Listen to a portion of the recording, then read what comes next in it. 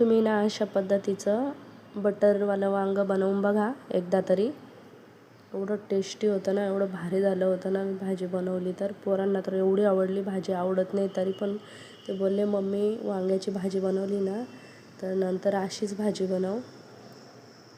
काय वांगे स्वच्छ धुवून घ्यायचे, मागचे छोटे छोटे देठं त्याचे काढून घ्यायचे, त्याला कट मारून त्याच्यात बघायचं किड्या आळ्या आहे की नाही, आणि तेलामध्ये परतून घ्यायचं आहे. थोडंसं मीठ टाकायचं, थोडं लाल तिखट टाकायचं, हळद टाकायची, थोडा धनेकूट टाकायचा चांगलं, आणि कांदा लसूण मसाला पण टाकायचा थोडासा, आणि चांगलं परतून घ्यायचं आहे.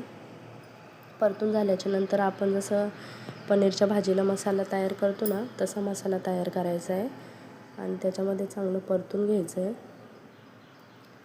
आणि चांगलं झाकण लावायचं 2-3 मिनटासाठी ना. तर फक्त म्हणजे शिट्टी नाही काढायची, तसंच ठेवायचं आहे. तेल मस्त तेल सुटतं तसं लावलं की. आणि नंतर पाणी टाकायचं थोडंसं, आणि मग नंतर एक शिट्टी काढायची. वाटल्यास तुम्ही अजून थोडंसं मीठ टाकू शकता चवीपुरतं.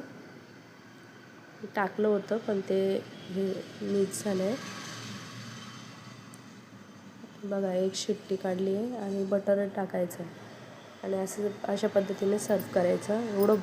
एवढं भारी झालं होतं ना की मी तर म्हणते पनीरची भाजी पण एवढी टेस्टी लागत नाही, एवढं भारी झालं होतं. वरतून ना बटर टाकून सर्व करायचं.